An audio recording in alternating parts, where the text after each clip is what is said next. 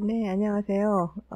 이번 시간에는 제2장 자유현상과 공감에 대한 내용을 같이 공부해 보기로 하겠습니다. 네, 그동안 잘 지내시고 편하셨어요? 첫 번째 시간에 저희가 초기 작업관계에 대해서 설명하신 거 공부 많이 내용 중에 나타나는 그 중요한 것들은 자유현상과 꿈에 관한 거죠. 여러분들이 아마 이번 시간에 수업을 들으시면 왜 제2강에서 자유현상과 꿈에 대한 내용들이 같이 이렇게 묶어져서 소개가 되는지에 대한 짐작을 하실 수 있을 겁니다. 학습 목표를 같이 볼까요? 역동상담의 본질과 그 핵심을 이루고 있는 자유현상과 그것을 다루어 가고 있는 중심 요소인 공감에 대한 것을 알아보고 상담에 실제 적용시켜 보도록 한다, 이렇게 되어 있습니다.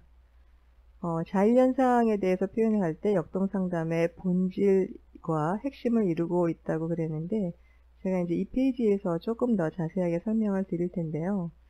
그 역동상담은 여러분들이 역동상담의 기초에서 같이 공부를 하셨겠지만, 내담자의 의식화되지 않은 기본적인 그 감정, 그것을 뭐라 그러죠? 네, 핵심 감정, 역동, 이런 것들을 인식화할 수 있도록, 의식화할 수 있도록 도와주는 그런 과정이 역동상담인데, 그 역동상담에서 핵심 감정을 내담자가 깨닫기 위해서는, 인식하기 위해서는 굉장히 중요한 방법으로 자유현상이라는 방법을 사용을 한다는 거죠. 그래서 이 자유현상이 역동상담의 본질과 핵심이라고 이제 저희가 소개를 할 수가 있겠습니다.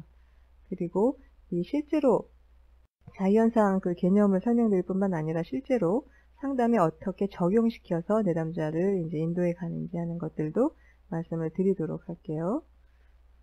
그리고 그 다음에 또한 자유현상과 함께 무의식을 드러내는 꿈에 대한 접근 방법도 알아보기로 한다.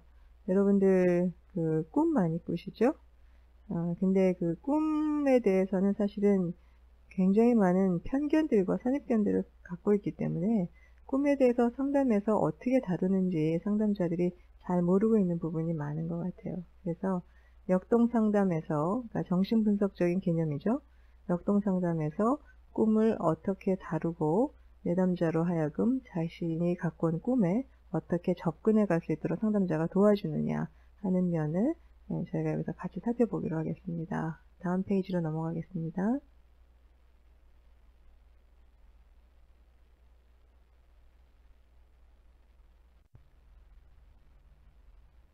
네, A. 자유현상, Free Association에 대해서 설명을 드리겠습니다. 자유현상에 대한 그 교재 내용에 들어가기에 앞서서 제가 자유현상이란 뭔지 하는 거를 좀 간단하게 설명을 드릴게요. 예, 선 그어지는 게 보이시죠? 역동상담 강의에서 이렇게 선이 그어지면 이게 뭐예요? 예, 의식과 무의식을 이제 설명하기 위해서는 이제 선을 하나 긋는데, 저희가 이제 그 아기가 처음에 태어나면 그것을 일차적 자기애라고 이제 설명을 하는데, 본인의 이제 욕구 덩어리죠. 여러 가지 욕구 덩어리로 이제 아기가 태어나서 그 다음에 엄마하고의 상호작용을 하면서 그 자아가 점점점 발달하게 되고, 또 이제 프로이드 이론에 의하면은 오이디푸스 시기에 초자까지 만들어지면 저희가 이 무의식 안에 있는 자료들을 인식화하는 것은 사실은 굉장히 힘들어요. 그래서 저희는 저희가 가지고 있는 의식세계 안에서, 이 위쪽이 이제 의식세계라고 했을 때 이 의식세계 안에서 저희가 살아갈 수가 있는데, 자유현상에 대한 얘기를 역동상담에서 왜 하냐면은요, 모든 사람들은 자기가 행동하고 생각하는 방식이 옳다고 맞다고 이제 생각을 해서 그런 개념, 또 사고 방식, 감정, 태도 이런 것들을 가지고 다른 대인관계, 그 관계들을 맺게 되는데, 상담에 오는 내담자들을 보면 그 관계에서 문제가 생긴다는 거죠. 그러면은 이 사람, 내담자, 문제를 가지고 온 사람을 잘 상담을 해서 그 사람이 가지고 있는 핵심 역동을 이 사람이 인식하도록 도와주면 그 사람이 지금까지 자기가 패턴화했던, 고정화해서 사용했던 어떤 그런 삶의 방식들을 수정해서 보다 기능적으로 잘 관계를 맺을 수 있는 그런 능력을 갖게 된다는 게 이제 역동상담에서 그 진행이 되는 설명인데요. 이 사람이 인식해야 될, 통찰을 얻어야 될 자료들은 사실은 무의식 안에, 깊이는 굉장히 무의식 안에 들어가 있는 것이고, 작은 범위에서 보면, 요 안에 있는 잠재의식이라고 그러죠. 전의식이라고 그러기도 하고요. 요 안에 있는 자료들이 많기 때문에 이것들을 의식화하지 않는다면, 그 사람의 핵심 역동을 알아가기가 굉장히 힘들어요. 그래서 저희가 의식적인 세계 안에서 살고 있는 내담자를 그 사람 안에 있는 요 전의식적인 자료들, 그것들을 잠재의식적인 자료들을 갖다가 의식화하기 위해서 자유현상이라는 방법을 사용을 합니다. 그래서 자유현상의 두 가지 의미를 보면, 첫 번째는 이제 감정을 자유롭게 표출하는 것이라고 되어 있는데, 내담자를 자유로운 상태에서 말하게 하는 것이다, 이렇게 되어 있습니다. 상담에서 사실은 한 상담자가 내담자를 만나서 내담자 마음속에 있는 그 사람이 하고 싶은 얘기를 다 할 수 있도록 이제 도와주는 건데, 처음에. 그럴 때 이제 공감이라는 방법을 사용해서 내담자 마음속에 있는 다른 누구에게도 얘기하지 못한 참 괴롭고 좌절스럽고 우울하고 때로는 분노에 가득 찬, 아니면 굉장히 어떤 때는 고독하기도 하고요. 또 굉장히 갈등스러운, 또 여러 가지 그런 아무튼 부정적인 감정들을 많이 가지고 온 상태에서 상담이 진행이 되는데, 그 감정을 자유롭게 표출시키기 위해서 이제 상담자가 노력을 하는데, 그런 것들이 왜 필요하냐면, 내담자의 마음속에 단순히 감정을 자유롭게 표출시켜서 카타르시스를 맛보게 하는 것만이 목표가 아니고, 감정을 자유롭게 표출시킨다는 것은 내담자가 어느 정도 리그레스라고 그러죠, 여러분들. 내담자가 퇴행하기 위해서 이 자유현상 중에서 감정을 자유롭게 표출시키는 게 필요하다는 거예요. 예. 그래서 이제 자기가 가지고 있는 감정을 자꾸 표현하다 보면 사실은 그게 나중에는 어디까지 연결이 되냐면 상담자에 대한 감정까지도 생기고, 그게 전이, 트랜스퍼런스라고 하는데, 전이에까지도 연결이 돼서 나중에 역동상담의 꽃이라고 할 수 있는 전이관계를 통해서 이 내담자가 어린 시절에 중요한 인물들에게 가지고 있던 감정이 상담자한테 재현이 되는 것을 보는 거죠. 그런 면에서 첫 번째 작업은 내담자가 감정을 자유롭게 표출시키는 것이라고 할 수가 있어요. 예. 그 다음에 자유현상의 또 한 가지 의미는 전의식, 무의식적인 것을 의식화시키는 작업이라고 그랬는데, 교재에 subconscious, unconscious라고 되어 있는데, 사실은 이 unconscious의 부분에서 전의식, subconscious 혹은 preconscious라고 그러죠. 그런 아직 무의식이지만 아주 깊은 것은 아니고, 그래도 비교적 의식에 가까운 그런 것들을 전의식이라고 하는데, 그 전의식적인 것을 의식화시키는 작업이 바로 자유현상의 또 한 가지 의미라고 할 수가 있겠습니다. 그래서 여러분이 어떤 방법을 하냐면요. 내담자가 왔을 때 내담자한테 뭐라고 얘기를 하냐면, 당신이 미리 말할 것을 생각해 오지 않는 게 좋고, 그 다음에 상담에 왔을 때 이 자리에서 생각나는 것은 어떤 것이든 얘기를 하라고 사실 에듀케이션, 교육을 시켜요. 처음에 첫 번째 상담이나 혹은 초기 면담이라 그러죠. 한 1회에서 한 2회, 3회 정도를 초기 면담이라고 저희가 부르는데, 그때 상담을 구조화, 시간 정하고 비용 정하고 상담에 대한 기본적인 것들을 가르쳐주고, 그럴 때 사실은 앞으로 그 상담자가 내담자를 만나서 하게 될 작업의 어떤 기법에 대해서도 좀 설명을 조금은 해주는 게 좋거든요. 아주 사이코애널리시스, 정신 분석, 일주일에 옛날처럼 4번이나 5번 이렇게 하는 정도가 아니면, 제 인상 경험에 의하면 이런 방법들에 대한 거는 초기에 좀 교육이 되어야 될 것 같은 생각을 많이 해요. 그래서 내담자한테 미리 준비해 오지 않고 편안하게 와서 그 자리에서 떠오르는 것들을 다 얘기를 해라. 바로 이게 이제 자유현상의 방법이거든요. 근데 그러면은 거기 이제 기억에 있는 것처럼 내담자가 그 의미를 잘못 해석을 하면 횡설수설하고 이제 눈에 띄는 상담자 그 오피스에 있는 사무실에 있는 어떤 단어들을 열거를 한다든지 아니면 상당히 그 질이 멸렬한 거기 표현이 있죠. 질이 멸렬한 그런 나열을 하는 그런 경우가 많이 있어요. 근데 그 전의식적인 자료들을 끄집어낸다는 거, 그거를 자기가 이제 표현한다는 거는 어떤 의미냐 하면 처음에는 그게 내담자한테 상당히 어려운 작업일 수도 있는데 자기의 마음속에 있는 여러 감정을 A에 있죠. 감정을 자유롭게 표출하다 보면 그 감정을 표현하면서 내담자 마음속에 스쳐가는 생각이 있어요. 사실은 내담자는 그게 처음에는 굉장히 사소한 거라고 생각을 하기 때문에 자기가 얘기하는 중요한 자료들의 중심이 아니라고 생각하기 때문에 그런 것들을 놓쳐버리는 경우가 굉장히 많이 있거든요. 근데 여러분도 아마 이제 나중에 임상 경험이 쌓여가면 또 역동상담이나 정신분석에 대한 내용들을 보다 더 세밀하게 작업을 하시는 그런 경험들을 쌓게 되면 이 전의식을 의식화시키는 작업, 자유현상의 방법이 사실은 얼핏 스쳐가는 내담자의 생각, 내담자의 감정, 이게 굉장히 중요하다는 것을 제가 아주 강조해서 말씀드리고 싶어요. 그래서 어떤 것이든지 그게 사소하다고 혹은 지금 얘기하는 얘기 주제와 약간 동떨어졌다고 그거를 흘려보낼 것이 아니라 어떻게 해요? 어떤 생각이든 자유롭게 감정을 표현하는 상태에서 일어나는 어떤 생각이나 감정이라도 그거를 표현하도록 이제 도와주는 거죠.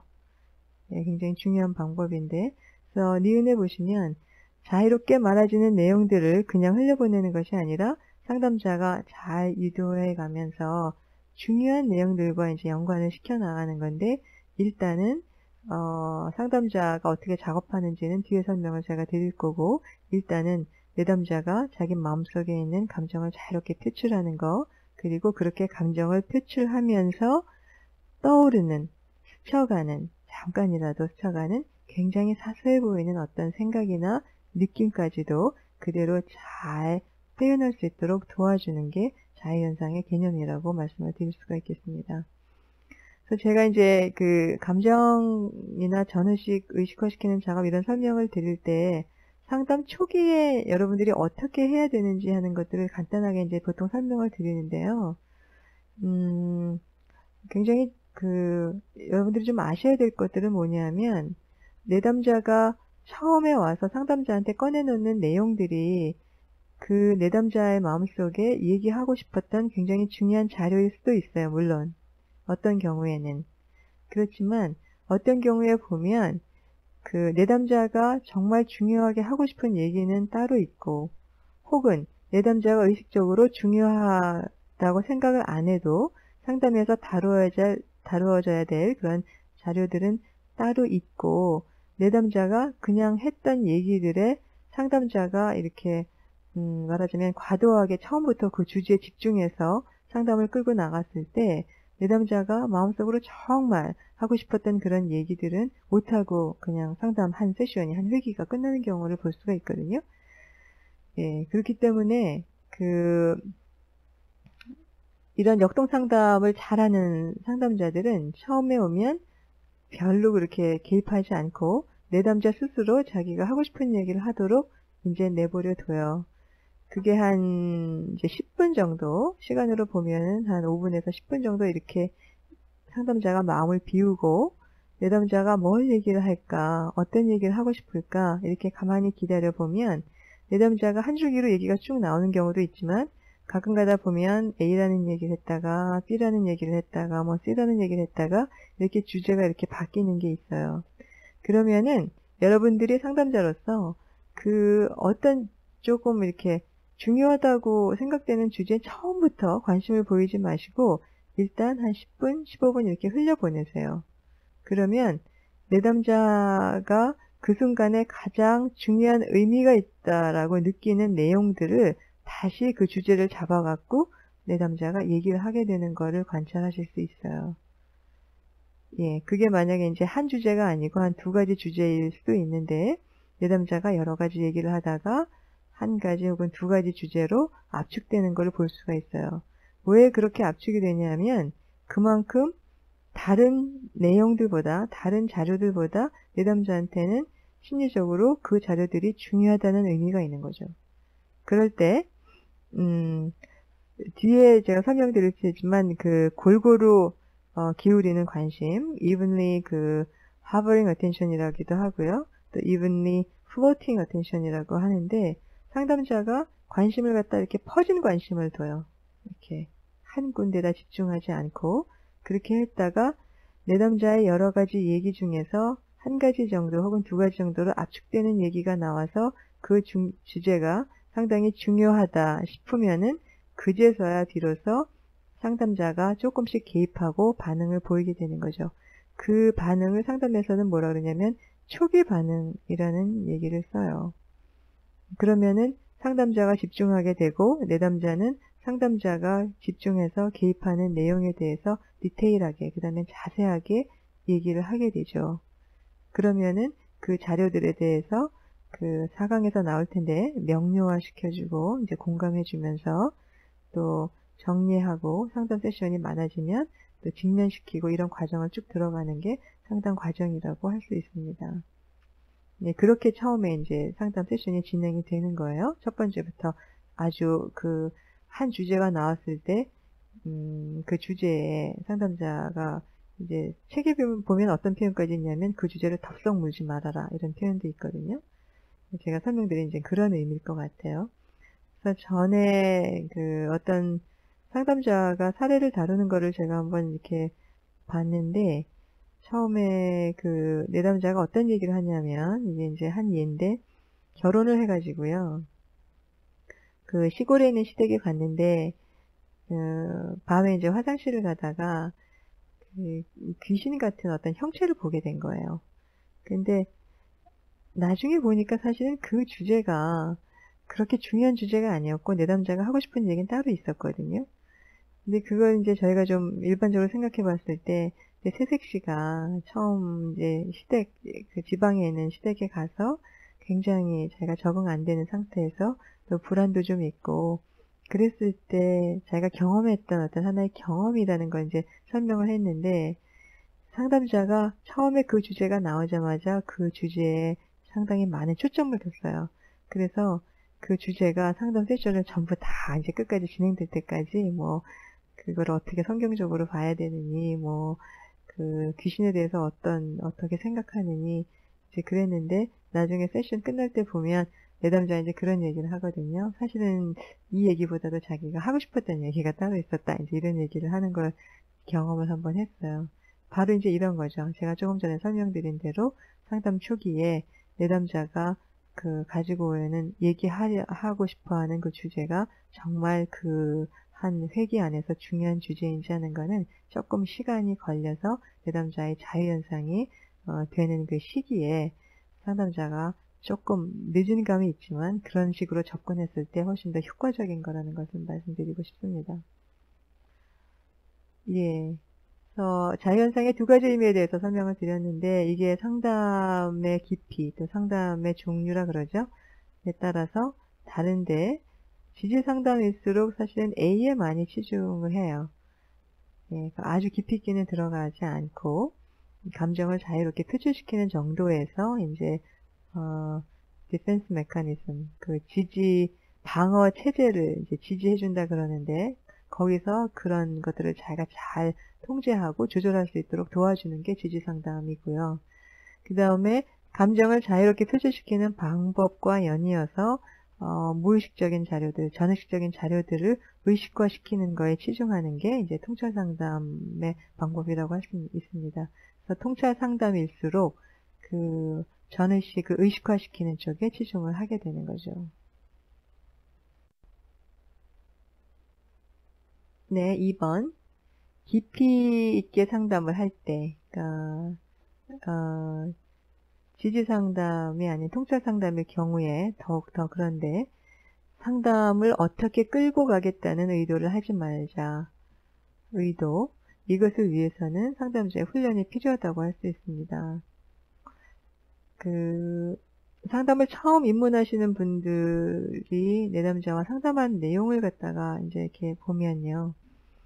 많은 경우에 이제 그 지도를 받는 내용이 상담자 마음속에 내담자 문제가 이런 거니까 이렇게 가면 되겠다라는 어떤 이 의도를 하기 때문에 상담이 제대로 안 되는 경우가 많이 있어요.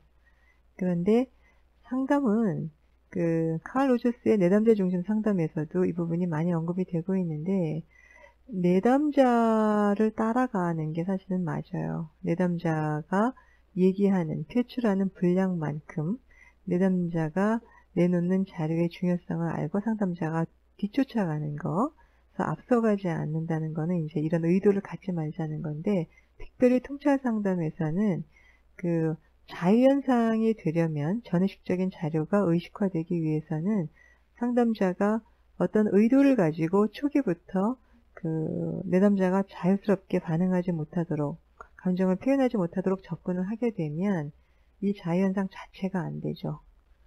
네, 그래서 이런 의도성을 갖지 말고 내담자가 내놓는 자료들이 어떻게 전개되는지 보는 게 굉장히 중요하다고 할 수가 있습니다. 3번에 보시면 상담 그 용어들에서 많이 나오는 건데 컨테이닝 한다 그러잖아요. 그래서 상담자가 좋은 수용자로서 되도록 자신의 동기들에 의해 오염되지 않는 객관적인 마음을 갖고 마음을 비우셔야 돼요. 요즘에 그 비움에 대해서도 많이 얘기들을 하고 있는데 특별히 통찰 상담을 하는 상담자들은 마음을 비우고 객관적인 마음을 갖고 내담자의 자유현상을 경청하도록 한다. 사실은 내담자가 이제 얘기하는 걸 보면 어떤 때는 짐작이 되는 면도 있어요. 상담을 좀 하다 보면 아 저렇게 얘기가 되겠구나, 저렇게 진행이 되겠구나. 그런데 한 가지 참 재미있기도 하고 신기한 건 뭐냐면 상담자가 그렇게 생각하는 것 같이 그런 자료들이 나오지 않는 그런 회기들도 굉장히 많이 있거든요. 그리고 사실은 상담자로서도 관심을 기울이지 못했던 굉장히 사소한 자료들로부터 내담자의 중요한 어떤 그런 통찰들이 오는 경우도 많이 있어요. 그래서 상담자는 의도를 갖고 앞서가는 사람이 아니라 좋은 컨테이너, 수용자, 컨테이닝 한다 그러죠. 그래서 자신의 동기들, 여러분들이 상담자로서 가지고 있는 어떤 가치관이라든지 태도라든지 이런 것들로 오염되지 않고 순수하게 되도록이면 내담자 쪽의 어떤 자료들이 자유롭게 나올 수 있도록 도와주는 게 좋습니다. 예, 앞에 그 상담 초기를 어떻게 운영하는지 제가 잠깐 설명을 드린 거와 마찬가지로 4번에 보시면 특히 상담의 초기 혹은 또 매 회기도 마찬가지인데요. 상담자는 내담자의 연상 내용들에 대해서 편파적이지 않게 골고루 관심을 두며 아까 잠깐 설명드렸죠? 이거를 영어로는 뭐라 그러냐면요. evenly hovering attention 이라고 부르기도 하고 그 밑에 보시면은 free floating attention 이라고 그래요. free floating은 뭐냐면 자유롭게 떠다니는 여기 뒤에다가 이제 attention을 붙여서 free floating attention 자유롭게 떠다니는 관심 이렇게 혹은 자유롭게 떠다니는 주의 그렇게 해서 설명을 드리고요. 마찬가지 용어예요. 위에 있는 그 evenly hovering attention 이거랑 마찬가지예요. hover라는 뜻은 여러분들 사전에 보시면 아시겠지만 마치 그 매가 새 있죠. 매가 공중에서 이렇게 빙빙 돌면서 땅 위에 있는 그 먹잇감을 찾는다 그럴까요? 그 뭐가 이제 이렇게 있나 하는 거를 이렇게 빙빙 돌면서 보는 그런 모습을 하버링이라고 표현을 해요. 예, 이게 과연 상담에서는 무슨 뜻이냐면 앞서서 설명드린 것처럼 내담자의 그 어떤 자료들이 A라는 주제, B라는 주제, C라는 주제, D라는 주제 이렇게 나왔을 때 아, A가 중요하구나 이렇게 상담자가 생각하는 것이 아니라 아, 이 내담자가 지금 A, B, C, D 이런 주제에 대해서 이렇게 얘기하고 있구나. 이것들을 이렇게 포컬리 이렇게 아주 그 포커스를 두지 않는다는 거죠. 그래서 hovering 하는 거예요. 이렇게 골고루 퍼진 어디에도 이렇게 집중적으로 관심을 두지 않는 그런 상태, 그런 거를 evenly hovering attention이라고 그래요. 마찬가지로 free floating attention이라는 말도 쓰고요. 예, 그래야만 내담자의 이제 깊이 있는 자료들이 충분히 올라올 시간을 이제 저희가 줄 수 있다는 거죠. 그 시간의 모든 연상에 공통되는 요소들이 드러나고 문제가 드러날 때까지 기다리도록 합니다. 이런 방법을 제가 설명을 드렸고요. 그래서 상담은 마치 5번에 보시면 엄마가 어린아기를 데리고 놀아줄 때처럼 내담자가 자유롭게 자기를 표현할 수 있게 기다려주는 것인데, 그렇게 하는 목적은 내담자를 적절히 리그레스 시키는 거죠. 퇴행하는 거죠.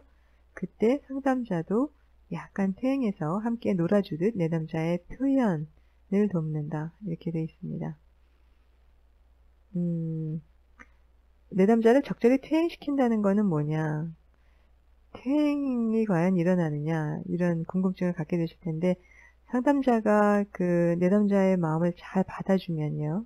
굉장히 공감적으로 반응을 하면 점점 자기 안에 있는 상당히 좀 어떤 면으로 보면 과거에 유치했던 감정들, 굉장히 미성숙하다고 느끼는 그런 감정들까지 나오면서 내담자가 상담자의 관계에서 상당히 퇴행하는 걸 볼 수가 있어요.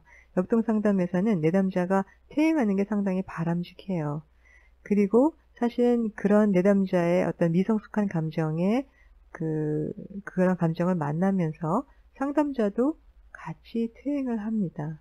약간은 퇴행을 해야 돼요. 그래야 사실은 이런 개념들은 대상관계 이론가인, 대상관계 학자인 위니캇이라고 들어보셨죠? 위니캇의 어떤 개념에서 나오는 얘기들인데, 상담자도 약간 퇴행해서 함께 놀아주듯 해야지 과거 어린 시절에 엄마가 아기를 데리고 이제 이렇게 플레이하는, 노는, 그래서 상담자가 받아주는 거죠. 엄마가 받아줬던 것처럼 그런 관계가 만들어져요. 그래서 내담자가 퇴행하는 게 좋고, 퇴행해야 되고, 사실은 통찰을 얻기 위해서는 상담자도 약간은 퇴행해서 함께 놀아주듯 내담자의 표현을 도와줘야 되는데, 근데 여기서 이제 저희가 한 가지 말씀드릴 것은, 상담자는 사실은 퇴행했다가 매 세션마다 이제 끝날 때쯤 되면 상담자는 다시 관찰자를 작동해서 사실은 사시가 되어야 돼요. 눈이 한쪽은 내담자가 퇴행된 자료들을 같이 경험하는 경험자의 측면으로 느껴야 되고, 한쪽은 상담자가 가지고 있는 관찰자의 측면들이 이렇게 가동한다 그럴까요? 기능을 해서, 그래서 내담자가 느끼는 그 감정들이 어떤 것들인지 하는 거를 나중에 이제 직면시켜주고 해석시켜줘야 되는 기능까지도 상담자는 갖게 된다고 할 수 있겠습니다. 예, 그러면 이 자유현상의 통찰 상담에서는 중요한 방법이라고 설명을 드렸는데, 어떻게 하면 실제 상담 안에서 자유현상을 유도하는지 하는 방법들을 보겠습니다. 첫 번째는 뭐냐면 자세인데요. 의자의 방향인데요. 여러분들이 아마 정신분석 그 책에서 보면 이 자유현상을 가장 잘 유도하는 방법 중에 하나가 고전적인 정신분석에서는 카우치에 넣는 거죠. 긴 그 장의자에 내담자를 놓고 상담자는 내담자의 시선에 이제 들어가지가 않죠. 뒤에서 이렇게 누우면은 상담자가 안 보이도록 해서 하는데, 요즘에는 사실은 정신분석을 받는 그런 경우는 거의 없고, 요즘에 그 깊이 있는 심리치료라고 그랬을 때 저희가 정신분석적 심리치료 이렇게 설명을 하죠. 정신분석까지는 안 가고, 왜냐하면 깊이나 어떤 세션의 수나 이런 거를 봤을 때 정신분석까지는 안 가지만 일주일에 2번 이상 하는 그런 상담 방법들을 정신분석적 심리치료라고 이제 말을 할 수가 있어요. 그럴 때 사실은 요즘에는 카우치에 넣는 방법은 많이 안 쓰는 것 같고, 이제 이렇게 앞에서 자리 배치를 해서 이렇게 면대면으로 보는데, 사실은 억압된 자료들이 나오기 힘든 내담자의 경우에 얼굴을 이렇게 똑바로 보면은요, 어려운 감정들을 얘기하기가 사실은 굉장히 힘이 들어요. 그래서 자연상을 유도하는 방법 중에 하나로 이 의자의 방향에 대한 것들을 제가 설명을 드릴 때, 만약에 상당히 억압이 심해서 자기의 감정을 자유롭게 표출시키지 못하는 그런 내담자의 경우에는 그 의자를 조금 비스듬하게 놓고요. 여기다 그려도 될까요? 상담자가 이제 여기 이제 앉아 있으면 이 앞에 이렇게 내담자가 앉지 않게 하고, 예를 들면 이제 요 정도, 한 90도 정도 이렇게 내담자가 앉아 있어서 옆으로 이렇게 보면 상담자가 보이고, 보통 때 자기가 이제 그냥 얘기할 때는 이렇게 앞을 보면 상담자가 시선에서 약간 벗어나는 정도, 이렇게 하면 조금 더 좋습니다. 예. 그리고 눈의 초점, 긴장도 이렇게 설명을 되어 있는데, 사실은 여러분들이 좀 약간 재밌는 얘기인데 경험해 보셔서 아시겠지만, 사람의 눈을 사실 1시간 동안 이렇게 뚫어지게 쳐다보고 있는다는 게 굉장히 피곤한 일이에요. 그리고 그 안에 있는 감정이 잘 안 나올 수가 있어요. 그래서 사실은 상담자가 이 눈에 대한 초점이나 긴장도도 좀 적당히 이렇게 유지를 해서 내담자가 되도록이면 상담자 앞에서 편안하게 얘기할 수 있도록, 이 부분에 대한 설명은 왜 그러냐 하면 1강에서 제가 설명을 드렸지만 상담자는 본인이 권위가 없다라고 생각을 해도요, 일단 내담자가 자기의 어려움을 가지고 만나게 되는 그 상담자를 봤을 때는 굉장한 권위를 부여야 하는 경우가 많이 있어요. 그래서 그 상담자가 권위적인 인물로 비춰지는데, 그렇기 때문에 자기 전위적인 부분도 있죠. 그런 부분 때문에 본인이 하고 싶은 그런 것들을 표현 못하는 경우가 많이 있어요. 그래서 되도록이면 내담자가 자유롭게 감정을 표출할 수 있도록 도와주는 거죠. 1번에 보시면 상담을 시작할 때 일정한 주제를 제시하지 말 것, 의도를 갖지 말 것과 비슷한 말이죠. 그 다음에 니은에 보시면 전 시간에 끝날 때 언급한 것을 다시 연결 안 하도록 합니다. 어떤 상담자는 이제 이런 경우가 있어요. 전 시간에 어머니에 대해서 중요한 얘기를 하셨는데 그 얘기가 조금 짧았던 것 같은데 한번 더 해보시겠어요? 이렇게 하지 않는다는 거죠. 매 시간 마음을 비우시라는 겁니다. 매 시간 그 내담자가 상담이 진행되는 내용들과 더불어 그 내담자가 개인 생활에서 느끼는 굉장히 또 여러 가지 감정들이 있기 때문에 항상 내담자가 얘기하고 싶어 하는 주제는 매 세션마다, 매 회기마다 상당히 달라져요.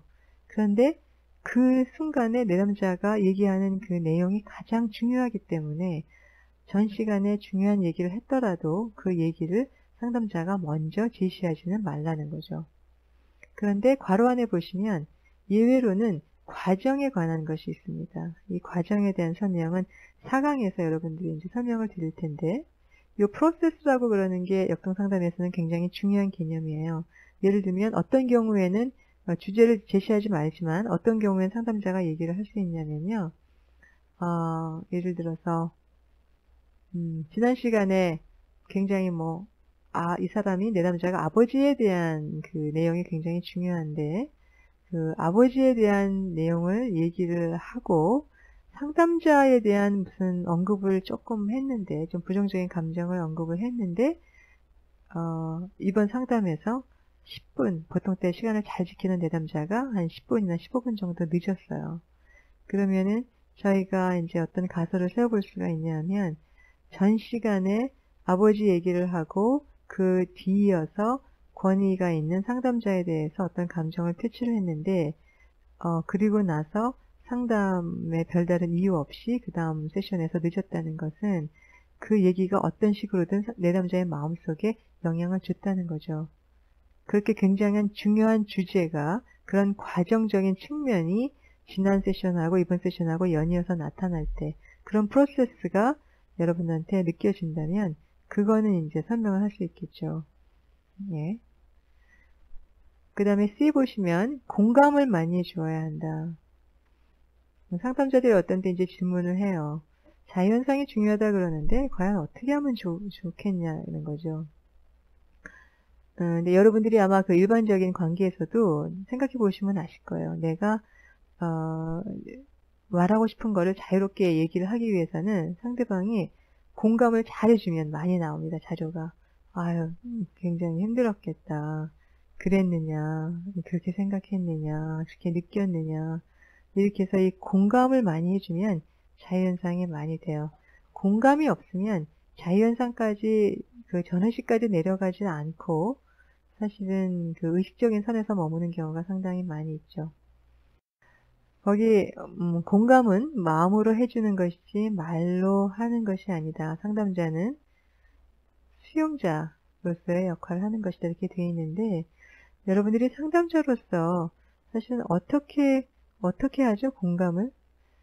그렇게 묻는 분들이 계신데 실제로 좀 느껴보시라고 그래요. 이게 이제 어떤 책에서 보면은 실험적 동일시라는 말로도 쓰거든요. 그게 무슨 말이냐면 그 내담자 입장이 돼보는 거죠. 얘기하는 순간 충분히 상담자 입장이 아니라 내담자 입장이 돼서 아, 내가 저런 상황이라면 정말 고통스럽겠다. 내가 저런 상황이라면 내담자가 말하는 저 이해 안 되는 정말 어느 누구에게도 표현 못할 저 혼란과 갈등 이걸로 정말 좀 미칠 것 같겠다. 아, 진짜 그렇겠구나. 이런 게 이제 실험적 동일시라는 표현으로도 사용이 되는데, 그럴 때 공감이 마음으로 해주는 공감이라는 거죠. 물론, 때로는, 상담자로서의 여러분들의 어떤 그 생활 경험 밖에 굉장히 동떨어진 그런 것들을 내담자가 얘기할 때, 상담자인 내가 경험을 안 해본 거기 때문에 공감이 잘 안 되는 경우도 있어요. 그렇지만, 여러분들이 이제 그 정신 분석 책에서 보면 내담자에 대한 공감이 과연 상담자 마음속에 어떻게 이루어지는가 하는 거는 상담자 마음속에 과거에 힘들었던 상처받았던 굉장히 혼란스러웠던 그런 본인들의 아픔들, 상처들을 통해서 그런 공감이 이루어진다는 거죠. 그래서 저희가 살면서 갖게 되는 수많은 어려움들이 사실은 그것들이 좋은 방면으로 하나님이 원하시는 쪽으로 사용이 된다면 내담자한테 참 공감을 많이 해줄 수 있는 그런 상담자의 마인드를 갖게 된다고 그렇게 말씀드릴 수가 있겠습니다. 근데 내담자가 얼마나 예민한지 아세요, 여러분들? 공감을 해주는 척하면 공감받는 느낌이 안 든다고 그래요. 그래서 상담자는 제가 생각하기에는 뭐 좀 여러분들이 보통 때 지내면서 복잡한 일도 있고 개인적인 어떤 문제들도 있고 신경 써야 될 것들도 많이 있고 그렇지만 상담에 일단 임하면 1시간 내에 상담 상황에 들어가면 여러분들이 아주 전적인 주의를 기울이셔야 돼요. full attention이라는 말을 저는 좋아하는데 저의 모든 것을 내려놓고 내담자가 가지고 있는 감정과 세계에 이렇게 깊이 제 감정을 이제 이렇게 만나게 하면서 공감해주는 그런 시간을 가지면 내담자가 수용되는 느낌 때문에 공감받는 느낌 때문에 자기의 감정을 굉장히 자유롭게 표출하는 걸 볼 수가 있겠습니다. 그 다음에 이제 테크니컬한 면인데 기법적인 문제인데 뒤에 보시면 내담자의 얘기의 흐름을 끊지 말아야 된다고 되어 있습니다. 질문을 할 때 full sentence, 긴 문장을 쓰지 말라는 거죠. monosyllabic sound word라고 되어 있어요. monosyllabic, 단음절어를 써야 된다는 거죠. 어떻게? 누구? 네. 아, 네? 뭐 이렇게요. 단음절. 뭐 그래서요? 이런 것들을 이제 단어를 쓰라는 겁니다.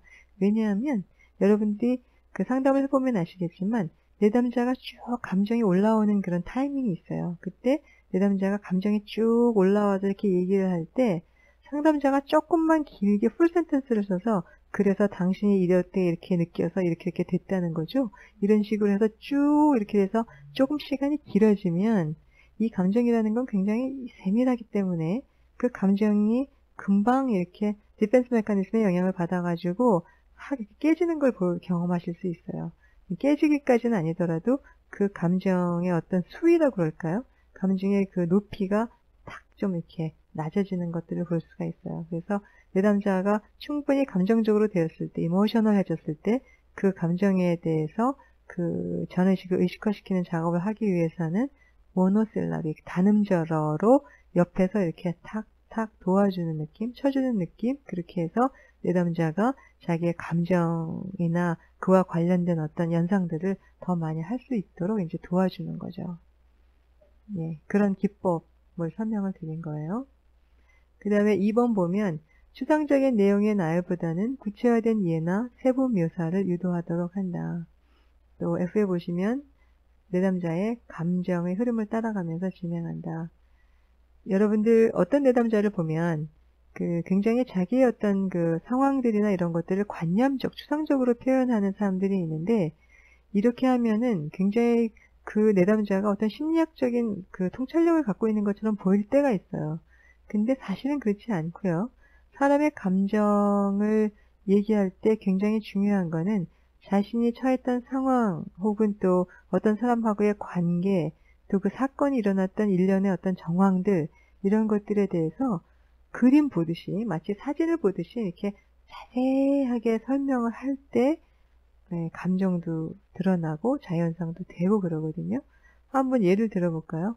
어떤 사람이 나 어저께 뭐 그 남편하고 굉장히 그 뭐 한바탕 했는데 뭐 그거는 뭐 마치 뭐 어떤 뭐뭐뭐 같았지 이렇게 설명을 하는 경우에 그게 비유적으로 설명이 되거나 추상적으로 설명이 되면 정말 그 전날 싸웠던 아주 그 리얼한 감정들이 드러나지가 않는다는 거죠. 그때 뭐 상황이 어땠고 그 어떤 문제로 싸웠고 남편이 이런 얘기했을 때 자기가 이렇게 반응했고 그때 이런 것들이 느껴졌고 이런 것들이 아주 자세하게 얘기가 되어야만 그런 그 감정도 충분히 나오고 연상이 된다고 할 수 있겠습니다. 다음으로 넘어갈게요.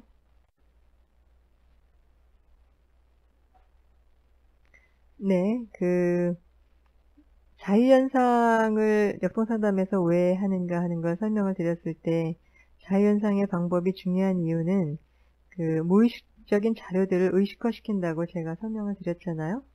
근데 그 무의식적인 자료들을 의식화시키는 방법 중에 가장 좋은 방법이 꿈을 다루는 겁니다. 그 프로이드가 꿈을 뭐라고 설명했죠? 무의식에 이르는 왕도라고 그랬죠. 혹시 들어보신 적 있으시죠?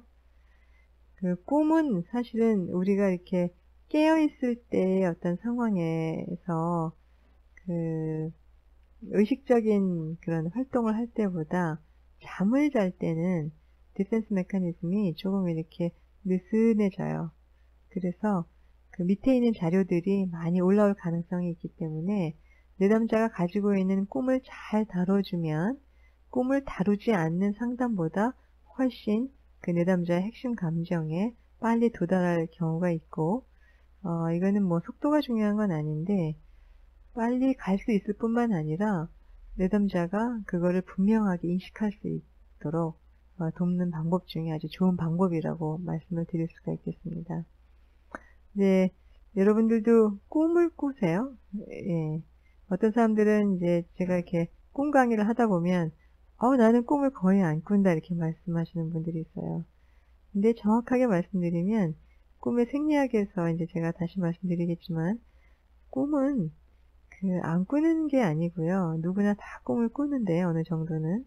근데 꿈을 안 꾸신다는 분은 기억을 못 하시는 거예요. 그래서 여러분들이 이 강의 끝나고 꿈에 대한 그 관심이 많이 생기시면 아침에 일어나자마자 조그만 단서라도 옆에 이제 종이와 펜을 준비해 놓으셨다가 그 단서들을 이렇게 적어서 그 꿈에 대한 그 단서들을 가지고 연상하는 훈련을 해보시면 내가 생각보다 꿈을 많이 꾸는구나 이런 느낌이 드실 것 같아요.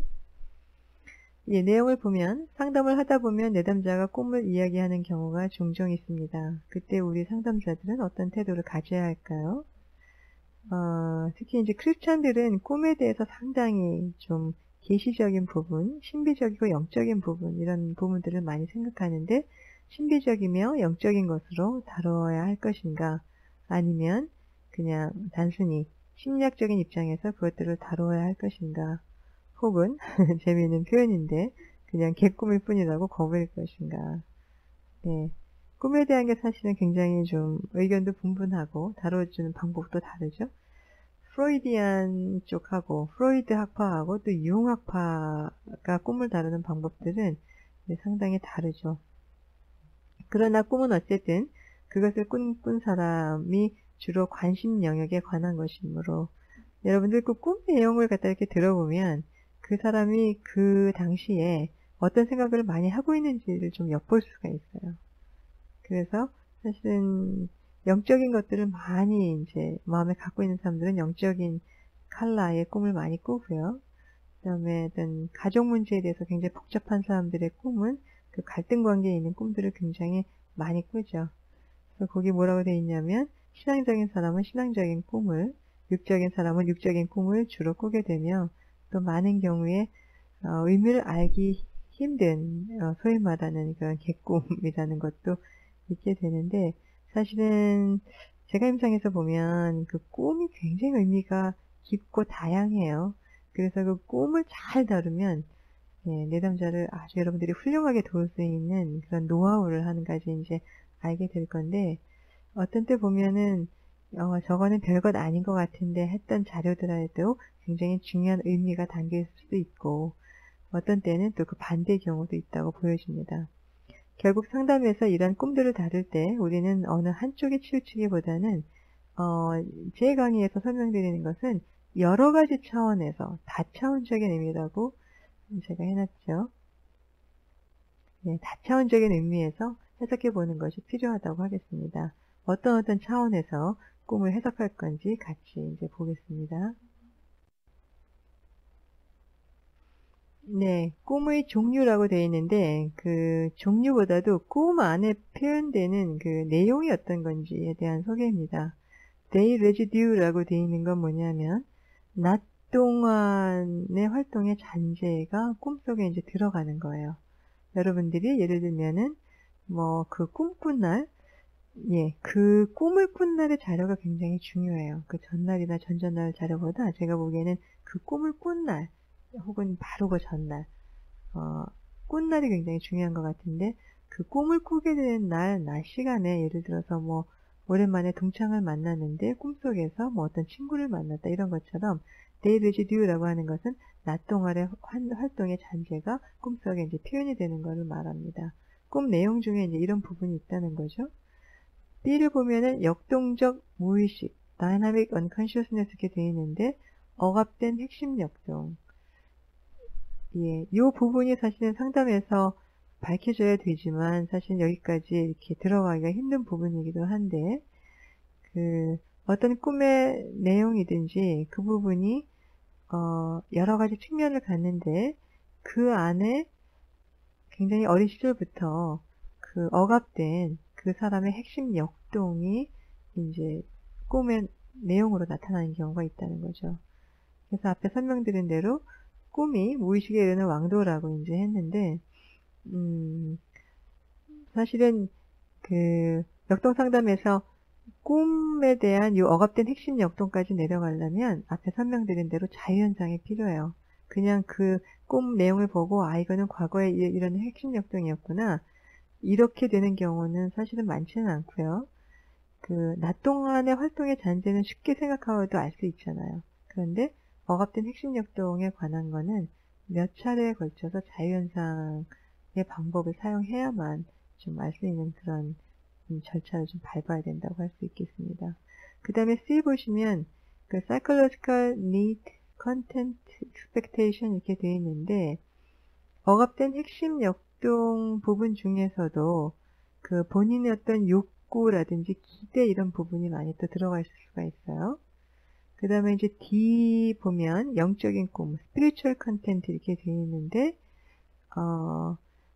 그 사람이 어떤 현재 갖고 있는 어떤 갈등적인 부분, 또 그 갈등과 연관된 억압된 핵심 역동 뿐만 아니라 특별히 이제 기록 상담에서 얘기되는 거는 영적인 내용도 포함이 되어 있다고 보는 거죠. 성경에 나타나 있는, 보여지는 굉장히 여러 가지 꿈들이 있죠. 굉장히 중요하게 다뤄지는 꿈들도 있는데, 이제 그런 것들을 봐도 영적으로 해석되어야 되는 꿈이 확실히 있다는 거죠. 근데 각각 따로 나타날 수 있지만, 대부분의 한 사람의 어느 날 밤에 꾼 꿈은 A에서 C 혹은 여긴 C라고 되어 있는데 D까지가 포함된 이미지로 표현이 되어 있다고 얘기를 할 수가 있습니다. 그래서 이제 이 부분이 한꺼번에 나타난다고 보여지는데 거기에 농축이라고 되어 있죠.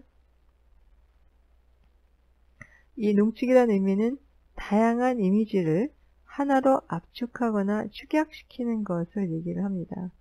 예를 들어서 만약에 꿈속에서 어떤 아버지상이 나타났다 그러면요, 그 아버지상은 사실은 그 내담자의 실제 아버지일 수도 있고, 아니면은 우리가 영적인 꿈으로 보면 하나님 아버지에 대한 이미지일 수도 있고, 아니면은 그 사람이 과거에 갈등을 겪었던 어떤 형의 이미지일 수도 있고, 굉장히 관계가 중요했던 어떤 선생님의 이미지일 수도 있고, 꿈속에서 나타나는 사람이 아버지인 것 같아 이렇게 말을 해도 사실은 그 안에는 굉장히 농축된 의미가 있을 수 있다는 거죠. 그걸 컨덴세이션 농축이라고 그러고요.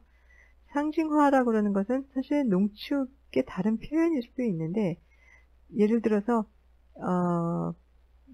상징화라는 거는 만약에 꿈속에 이제 어떤 인물이 나타났을 때 그 인물이 사실은 바로 당사자만 표현하는 게 아니라 다른 인물이 표현되는 경우도 있다는 거죠. 심지어는 어떤 동물이 어떤 인물을 표현하는 거라고도 볼 수가 있어요. 프로이드 책에 보면은 사실은 훈제 연어가 나오는데 재미있는 내용인데, 나중에 그것들에 대한 연상을 시켜보니까 그 훈제 연어에 대한 이미지가 아버지에 대한 이미지예요.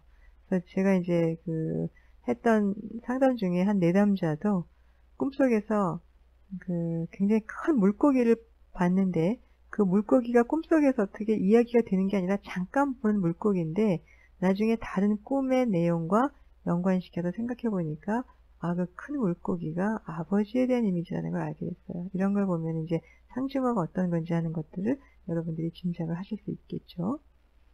그 다음에 꿈의 피지올로지, 꿈의 생리학이 어떤지에 대한 거를 말씀을 드리겠습니다.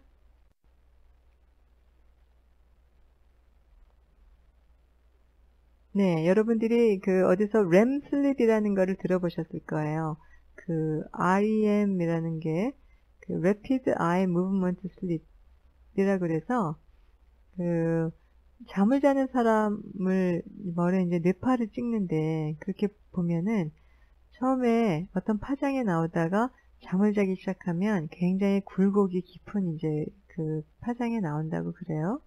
그러다가 조금 있다 보면은 앞에 나와 있던 파장하고 비슷한 파장에 나오는데, 그때 잠을 자는 사람의 눈을 이렇게 보면 눈동자가 이렇게 옆으로 막 떨리는 거를 볼 수가 있어요. 그래서 Rapid Eye Movement Sleep이라고 그러는데, 바로 그때 그 사람을 깨워서 물어보면 꿈을 꾸고 있다는 것을 저희가 알 수가 있다는 거죠. 그래서 REM Sleep이라고 하는 것은 꿈을 꾸는 잠이라고 설명드릴 수가 있고요. 그 반대로 Non-REM Sleep이라는 거는 Non-Rapid Eye Movement Sleep 그래가지고 꿈을 꾸지 않는 잠이라고 설명을 드릴 수가 있어요. 예. 그리고 이제 꿈의 심리학을 보면 발현몽 혹은 현재몽, Manifest Content 혹은 Manifest Dream 이렇게 되어 있는데, 이거는 뭐냐면 여러분들이 어저께 내가 어젯밤에 이런 꿈을 꿨어 하고 기억하는 꿈, 사실은 그게 무의식적인 원자료는 아니지만 여러 가지 변형을, 심리적인 어떤 작용을 거쳐서 나타난 꿈을 발현몽이라고 얘기를 합니다. 그리고 잠재몽은 뭐냐면 거기는 무의식이나 핵심력 등에 관한 꿈 이렇게 되어 있는데, 좀 더 제가 정확하게 말씀을 드리면요, Latent Dream, 잠재몽의 내용은 사실은 현재몽에서 연상을 해보면 내가 왜 그 꿈을 꿨다는 걸 알 수가 있어요. 예를 들면은 꿈에서 어떤 아이를 봤는데, 그 아이를 본 내용이 사실은 처음에 왜 아이가 나타났는지 모르다가 잘 연상을 해보니까 어제 오래간만에 내가 조카를 만났는데 조카를 만나서 내가 꿈속에 아이가 나타났구나. 그것도 레이턴트 컨텐츠라고 할 수가 있죠. 근데 레이턴트 컨텐츠에서 더 들어가면 사실은 무의식이나 핵심력 등에 관한 꿈이 나옵니다. 이 꿈은 굉장히 사실은 신비하고 재미있어요, 여러분들. 그래서 여러분들이 쉽게 생각할 때 이제 잠재몽까지 레이턴트 컨텐츠는 좀 쉽게 찾을 수가 있어요. 한 번 정도 연상을 하면 왜 꿈속에 아이가 나타났을까? 내가 어저께 오래간만에 우리 조카를 만났었구나. 그래서 그랬구나. 그런데 그게 그 사람한테 심리적으로 별 의미가 없으면 그 사람이 사실은 그 하루 사이에 접하는 정보의 양은 굉장히 많죠. 만나는 사람도 굉장히 많죠. 요즘에 TV나 인터넷 이런 거를 통해서도 굉장히 아주 많은 정보들이나 인물들을 만나게 되는데, 왜 하필이면 그 어저께 만난 조카 때문에 그 아이가 꿈속에 나타났을까 하는 거예요. 그거를 더 들어가 보면 사실 무의식이나 핵심역동에 관한 내용 중에 그 아이에 대한 이미지, 그 아이가 연상시키는 어떤 내용이 무의식의 그 영향을 받아서 그게 연결돼서 어저께 밤은 꾼 꿈에 아이가 출현하는 거죠. 어떤 건지 아시겠어요? 예. 다시 좀 설명드리면 발현몽, 현재몽은 여러분들이 꿈꾼 그 내용, 거기 변형을 거쳐서 나타난 꿈이라고 하는데 여러분들 꿈 내용이 바뀌었다 이런 뜻이 아니라 원래 무의식적인 자료가 의식화할 때 제가 꿈 작업에서 설명을 드리겠지만 그런 어떤 꿈 작업을 통해서 나타난 꿈, 여러분들이 기억하는 꿈, 그게 발현몽이고요.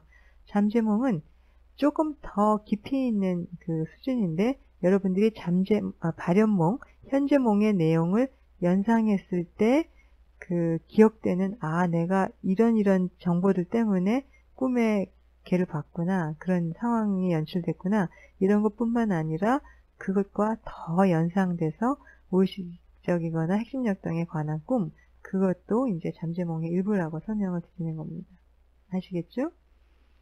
그러니까 여기서 이제 여러분들이 중요하게 생각하실 것은 저희의 그 발현몽으로만 생각을 하면 사실 상담에서 별로 꿈을 이용할 가치가 없어요. 그렇겠죠. 그걸로만 끝난다면. 그러니까 지질 상담에서는 이 잠재몽까지 내려가지도 않고 꿈 작업, 그 꿈에 대한 해석 작업을 거의 안 하는데 이제 통찰 상담에서는 현재몽이 나타나면 그거에 대한 느낌을 묻고 그거를 연상을 시킵니다. 그래서 연상을 시키면 잠재몽으로 점점 들어가지죠. 그리고 그 잠재몽의 내용을 얘기를 하면서 다시 연상을 시키고 감정을 공감해주고 느낌을 묻고 또 연상을 시키고 이렇게 하면은 그 내담자의 핵심 역동에 굉장히 가까이 갈 수 있는, 더군다나 한 번의 꿈 작업뿐만 아니라 그 상담 세션이 진행되면서 그 몇 번에 걸쳐서 이 꿈 작업을 하게 되면 상담자도 내담자에 대한 그 핵심 역동에 가까이 갈 수가 있고, 더 이제 저희가 중요하게 생각하는 거는 내담자 스스로 이래서 내가 이런 꿈을 꿨구나 하는 것들을 스스로 발견할 수 있다는 게 굉장히 좋은 거죠. 근데 이제 꿈 작업에 대한 설명을 드리면 위에서 이제 발현몽, 잠재몽 이렇게 설명을 드렸는데 그 꿈은 프로이드가 말한 것처럼 무의식에 이르는 왕도긴 왕도인데 사실 우리 안에 있는 무의식의 깊은 부분이 잠자면서도 그 원래 자료가 그대로 올라오지는 못한다 그래요. 왜냐하면 왜 그렇겠어요? 잠잘 때도 우리 안에는 그 무의식적인 어떤 자아의 무의식적인 그 기능 중에 디펜스 메커니즘, 방어 기제가 계속 작용을 하고 있기 때문에 그 아주 무의식 깊이 있는 원자료가 그대로 올라오지는 않고 자아의 검열을 받죠. 센서. 이게 이제 의식화돼도 그 사람이 이걸 감당을 할 수 있겠느냐 없느냐 하는 거를 검열을 해요. 그 다음에 저희가 사실 무의식적인 자료는 그 1차 원리에 따르기 때문에 이렇게 논리성이 없고 사실 스토리가 만들어지지 않는다 그래요.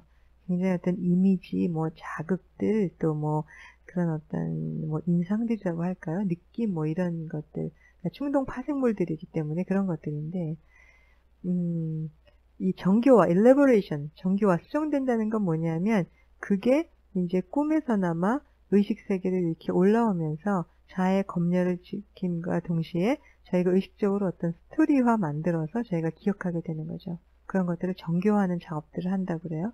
꿈에 있는 그 무의식적인 자료들을 이렇게 엮어가지고 어떤 하나의 어떤 그 꿈을 기억하는, 의식화할 수 있는 자료들을 만들어내는 것을 정교화 작업이라고 합니다.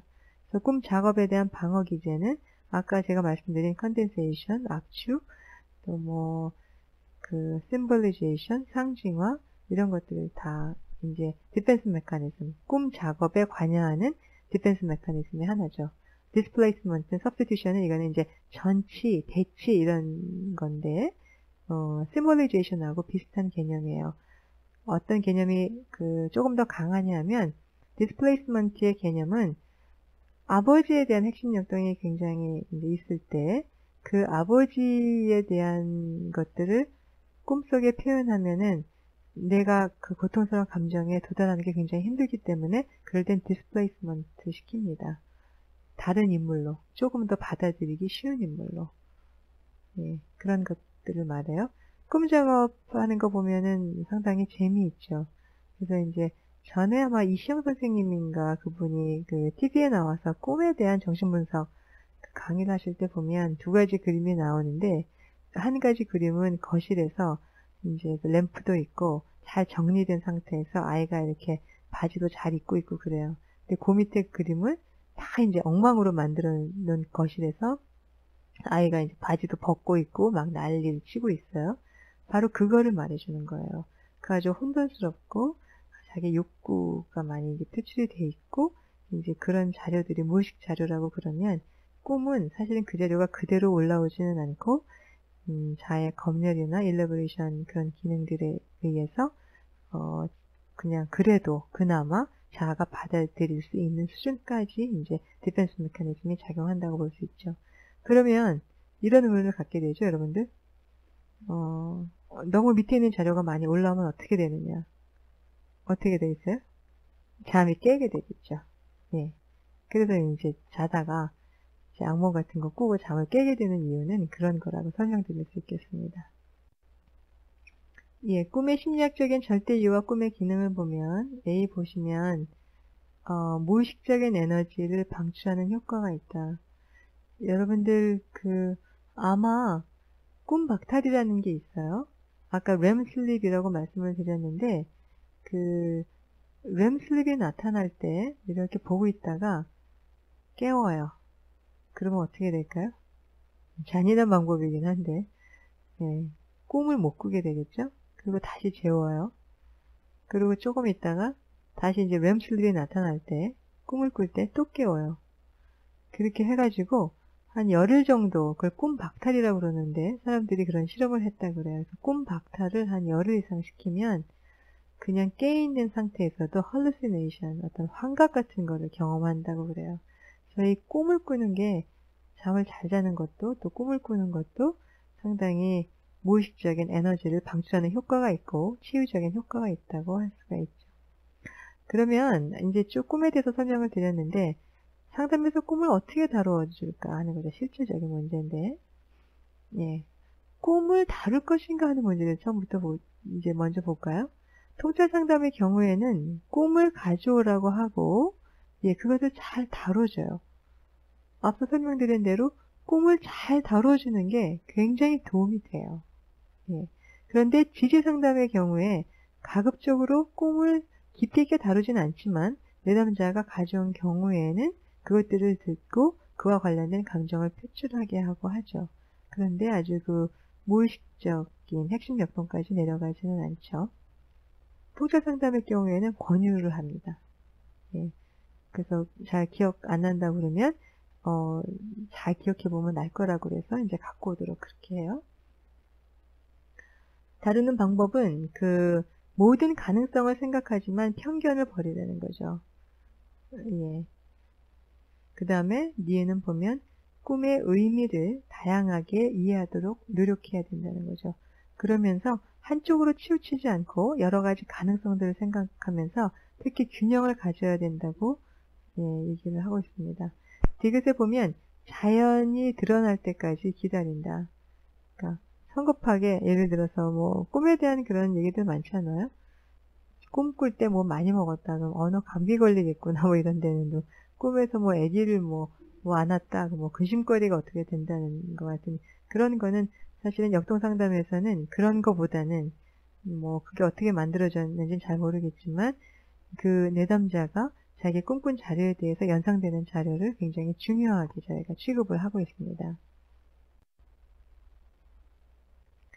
예, 구체적으로 다루는 법을 보시면 일단은 자세하게 표현하게 해요. 꿈을 내담자가 기억하고 있는 한 그 내용에 대해서 처음부터 끝까지 스토리뿐만 아니라 거기서 뭐를 받고 어떤 배경이 돼 있었고 그 다음에 이제 느낌을 물어보죠. 꿈꾸고 난 다음에 느낌이 어떻습니까?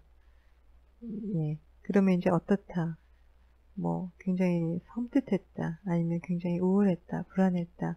그리고 이제 조금 더 기다려요. 그러면은 내담자 안에 연상되는 느낌들이 있어요.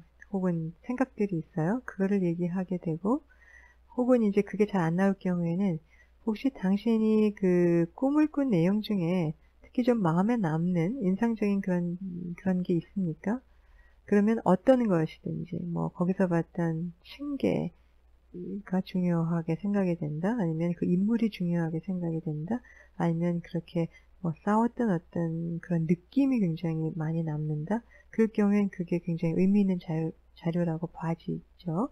그래서 그럴 경우에는 이제 그 부분에 대해서 더 표현할 수 있도록, 그러면서 자유연상할 수 있도록 도와줍니다. 거기 밑에 있네요. 인물, 사물, 장면을 추적하고, 또 느낌을 추적하고, 그 다음에 내담자가 가지고 있는 꿈 중에 그 반복되는 꿈이 있죠. 나는 가끔 가다가 그 비슷한 꿈을 이렇게 꿉니다. 그러는 거는 상담에서 봐도 그 내담자한테 상당히 의미가 있는 꿈이라고 보여집니다. 예, 그리고 아까 여러분들이 조금 궁금하셨을 텐데, 꿈의 의미를 다차원적으로 이해해야 된다 그러고 제가 설명을 뒤에서 하겠다고 그런 부분 생각나시죠? 바로 이 부분이에요. 다음에 세 가지를 동시에 생각하면서 꿈을 다뤄주는데, 첫 번째는 현실적인 영향이나 기대 욕구죠. 그 내담자의 이제 현실적인 영향이라기보다도 현실 관계에서 일어나는 느낌들, 예, 현실적인 인물에 관한 어떤 관계들, 이런 게 중요하고, 두 번째는 어린 시절의 핵심 역동에 관련된 것인가 하는 것들을 봐야 되고, 세 번째는 상담자하고 내담자 관계가 꿈속에서 그런 앞서 말씀드린 여러 가지 방어 기제들에 의해서 그런 식으로 표현이 되는 건가 하는 것들을 생각을 합니다. 여기다 이제 제가 덧붙이고 싶은 것은 네 번째는 저희가 기록 상담을 하는 사람들이기 때문에 그 꿈에 어떤 영적인 의미, 하나님이 주시는 어떤 메시지, 영적인 의미가 있는가. 그래서 사실은 요 세 가지 플러스 원에서 저희는 네 가지 차원에서 그 꿈에 대한 의미를 다차원적으로 저희가 본다고 할 수가 있겠죠. 예, 거기 예가 하나 나와 있습니다. 한번 읽어볼게요. 몇 개월 동안 상담 중인 젊은 부인이 상담자에게 다음과 같은 꿈을 얘기했다.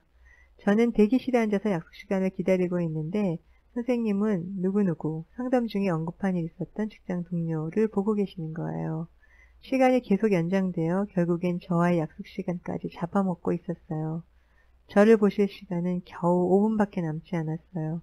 드디어 저와 만나자 제 상담 기록부를 제게 주시면서 선생님은 더 이상 저를 만나지 않겠다고 말씀하시면서 가지고 나가라고 하시는군요. 질문 1. 이 꿈을 통해 내담자가 드러내 보이는 감정은 무엇인가? 질문 2. 이 꿈을 앞에 얘기한 1, 2, 3, 제가 하나 더 추가했죠? 4의 관점으로 이해해 보도록 하자.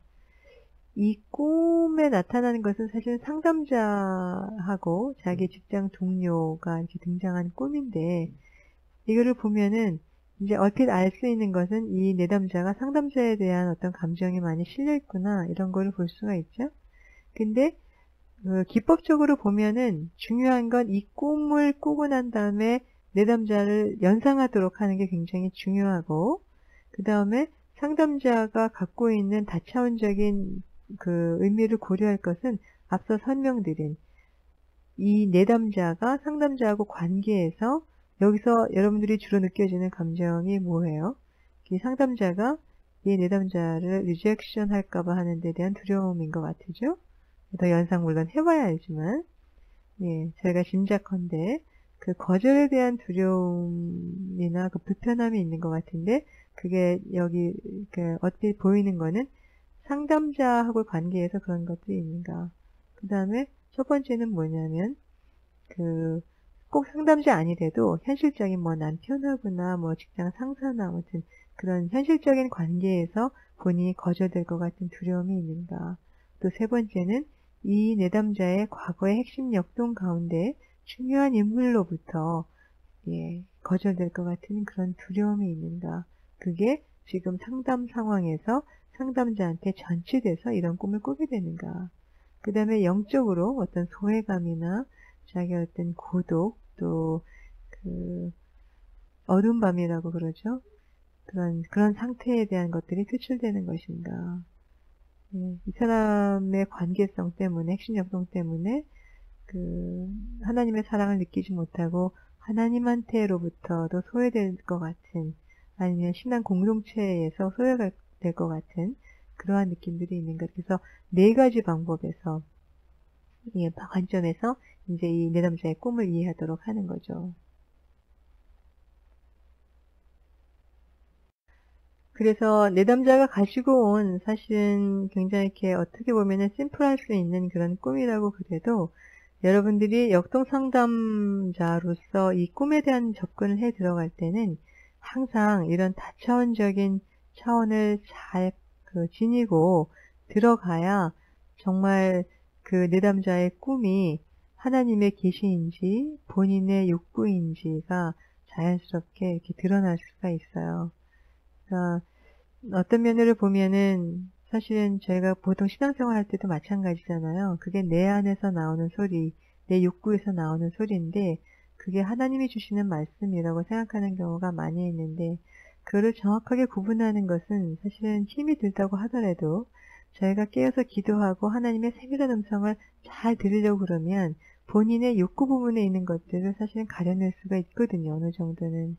근데 저희도 그렇게 이제 훈련을 받아야 되는데, 내담자가 가지고 온 꿈에 대해서 저희가 접근할 때도 지나치게 본인의 욕구로만 설명하는 거, 아니면은 지나치게 꿈에 대한 정보를 영적인 의미로만 해석하는 거, 이거는 어떻게 보면 어느 정도 위험한 방법이라고도 말씀드릴 수 있을 것 같아요.